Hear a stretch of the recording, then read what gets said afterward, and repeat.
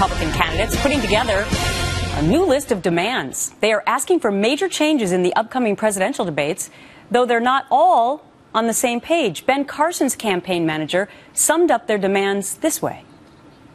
The one thing that everybody agreed upon is there will be opening and closings. There will be editorial control of graphics.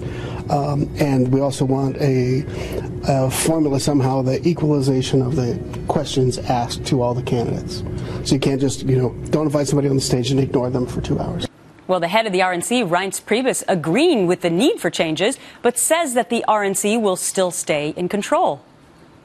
There's 14 campaigns, and so, it takes a few people, I guess, to create a narrative. But no, the truth is we're involved, we're in control, we're setting the calendar. In fact, if what happens from last night goes forward, I think it's exactly where we want to be.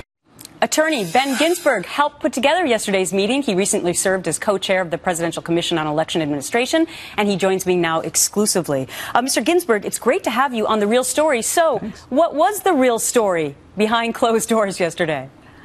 Well, the real story was that the campaigns wanted to be able to negotiate with the people who are putting on the debates, talk to them directly, and so the campaigns will now ask for a process where they get to negotiate with the sponsors themselves as the campaigns. And the campaigns will send a request for information to all future sponsors of debates. Right. And then the campaigns will be able to decide whether they're going to participate in those debates on the basis of the answer. Truly, that is a complete change of plans. I mean, what you're saying is that the Republican National Committee, the RNC, is out.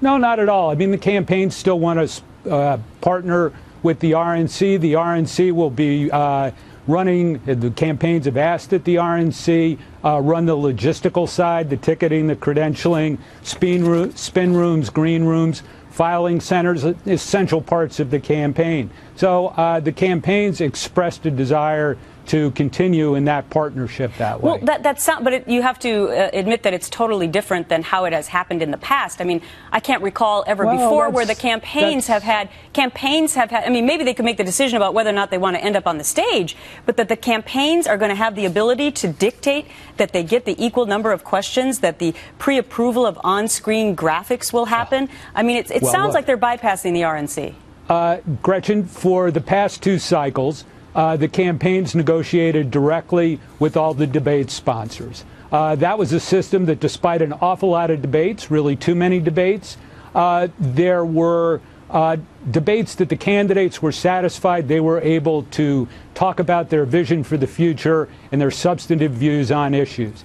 There have been problems with the 3 earlier debates this year, whether it was an empty audience for the first debate in Cleveland, or a 3-hour debate in very hot temperatures in Simi Valley, or the CNBC debate, which speaks for itself. Okay, so was there discussion about still wanting to, did the campaigns agree with the RNC wanting to suspend the next NBC debate coming up in 2016? That really was not a general topic. Again, the process that the campaigns want is to be able to send questions to all the future sponsors, get the responses back in a timely fashion, more accountability, more transparency, and then each campaign will make its individual decision on participation in all future debates. Did you get a sense that some of these candidates will, in fact, decide not to be part of the debates then? No, I think all the campaigns wish to be part of the debates. I think that in the past 3 debates, there have been certain elements in which the campaigns did not have sufficient information in advance in the debates in what they feel is a timely enough fashion. And so this is an attempt to allow more information into the process. All right. We heard it from a guy who put the meeting together. He was on the inside, Mr. Ginsberg. I was just there as a facilitator. Well, you were there. The campaigns put it together. All right. Well, you were there and you gave us the lowdown. Thank you so much, sir. Thanks, Gretchen.